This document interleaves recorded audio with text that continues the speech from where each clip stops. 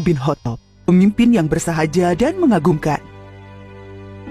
Suatu hari, Nabi Muhammad SAW bersabda sambil menunjuk kepada Umar, "Ini adalah gembok pengunci fitnah.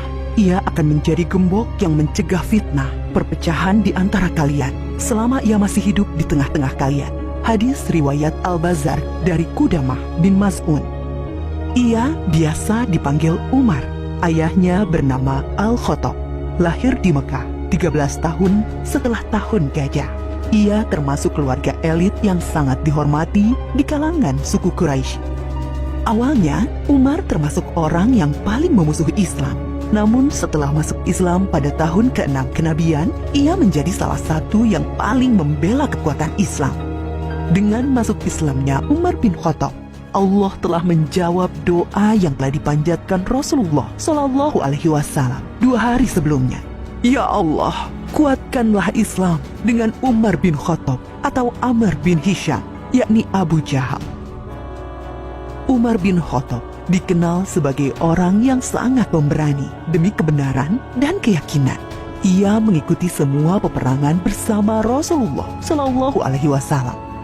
Keberanian Umar tercermin ketika ia mengabarkan keislamannya kepada setiap tokoh Quraisy. Pada saat orang-orang sedang berkumpul di Hijr Ismail dekat Ka'bah, Umar mengabarkan keislamannya kepada mereka. Mereka spontan marah dan mengeroyok sambil memukuli Umar hingga terjadi keributan besar. Ketika Umar akan hijrah, ia membawa busur panah, kemudian pergi tawaf mengelilingi Ka'bah 7 kali. Lalu Umar dengan terang-terangan mendatangi kelompok-kelompok orang Quraisy seraya berkata, "Wahai wajah-wajah kusam, barang siapa ingin ibunya kehilangan anak, anaknya menjadi yatim, dan istrinya menjadi janda, temui aku di belakang lembah." Dan tak seorang pun berani mengikutinya. Umar bin Khattab juga dikenal sebagai orang yang sangat lembut hatinya, sangat berhati-hati dalam tindakannya. Abdullah bin Abbas menjawab pertanyaan tentang siapa Umar bin Khattab.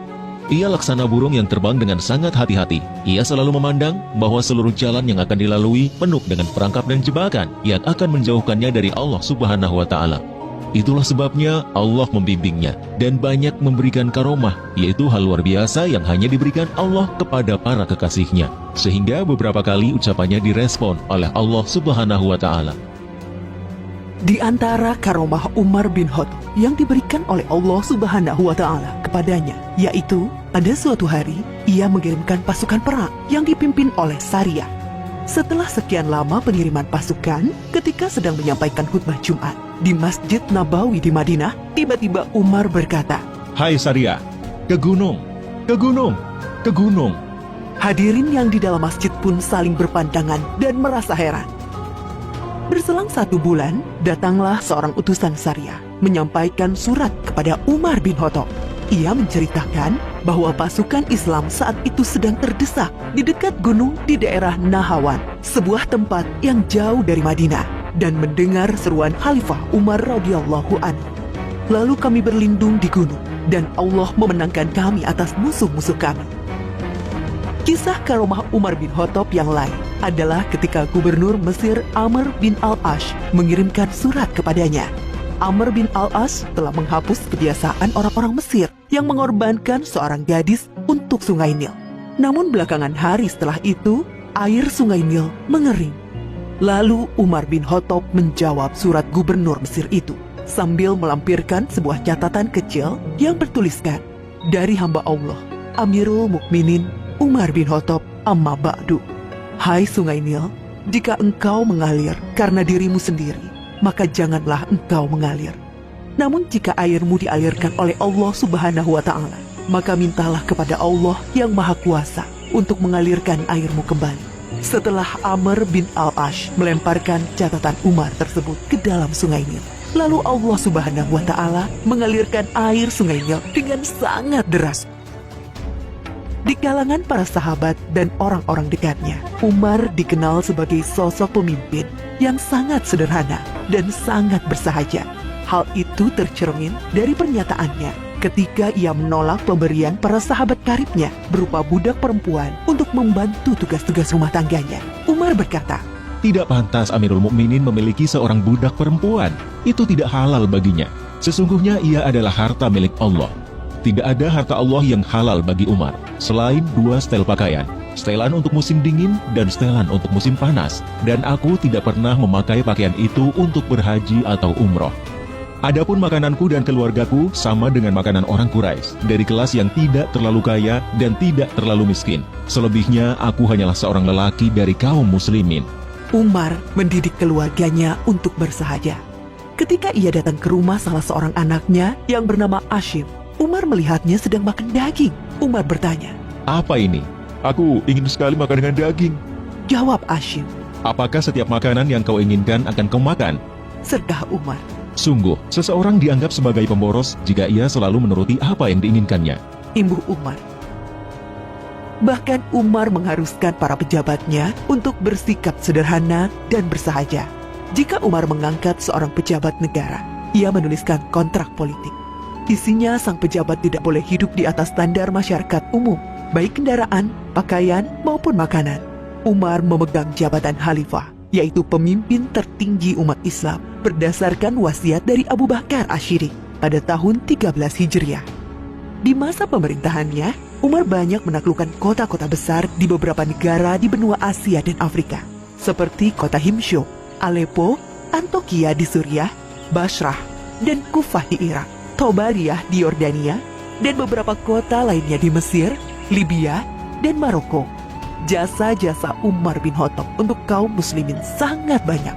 Ia telah menetapkan dan menuliskan penanggalan Islam yang kita kenal sekarang dengan penanggalan Hijriah. Ia juga yang mendirikan Baitul Mal, yaitu lembaga tempat pengumpulan dana dan kas negara.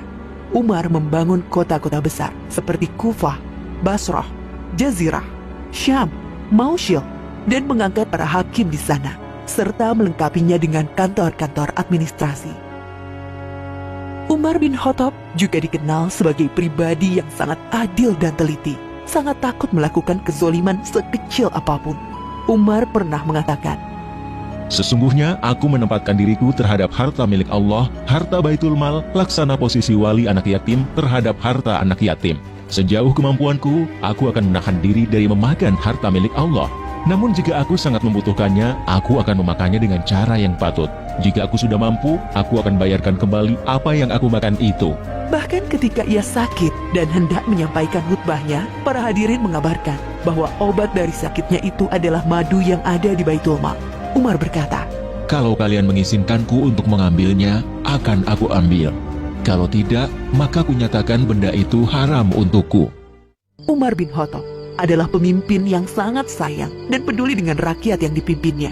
Seperti biasanya, Umar keluar malam untuk melihat keadaan rakyatnya.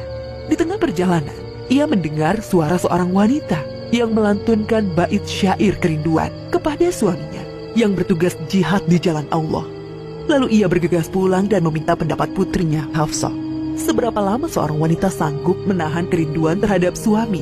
Setelah mendapat jawaban dari Hafsah, ia segera menulis surat kepada para panglima yang bertugas di medan perang untuk memulangkan para pasukan mujahidin ke rumahnya setelah bertugas selama 4 bulan. Umar bin Khattab meninggal pada tahun 23 Hijriah ketika hendak memimpin sholat subuh. Ia ditikam oleh seorang budak majusi dari Persia yang merasa diperlakukan tidak adil dan dendam dengan Umar. Ia bernama Abu Lu'lu'ah. Menjelang ajalnya tiba, Umar berkata, Ketahuilah, sesungguhnya aku ingin keluar dari dunia ini dengan timbangan yang seimbang. Tidak terlalu memberatkanku dan juga tidak terlalu meringankanku. Ia melanjutkan, Andaikan aku memiliki emas sebesar bumi, niscaya akan kupakai sebagai tebusan kengerian perjalanan yang akan kuhadapi.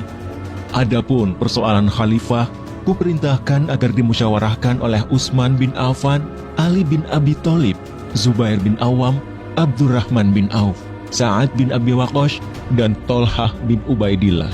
yang akhirnya mengerucut kepada terpilihnya Utsman bin Affan. Umar juga memerintahkan putranya yang bernama Abdullah untuk memeriksa hutang-hutangnya dan berpesan, Kalau kekayaan harta keluarga Umar cukup untuk membayarnya, maka bayarlah dari harta mereka.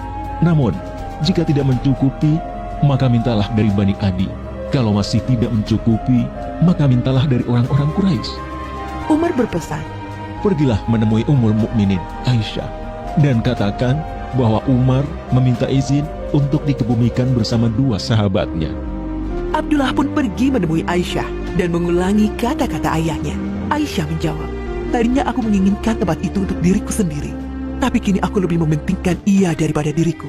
Dan akhirnya Umar bin Khattab dimakamkan di samping makam dua sahabatnya, yaitu Muhammad Rasulullah Shallallahu Alaihi Wasallam dan Abu Bakar As-Siddiq radhiyallahu anhu. Dari sosok Umar bin Khattab, kita bisa banyak bercermin dan belajar tentang kepemimpinan hebat yang sangat mengagumkan. Setiap orang hendaklah berusaha membiasakan hidup sederhana, termasuk pemimpin, meskipun ia mendapatkan banyak fasilitas dari posisi dan jabatannya.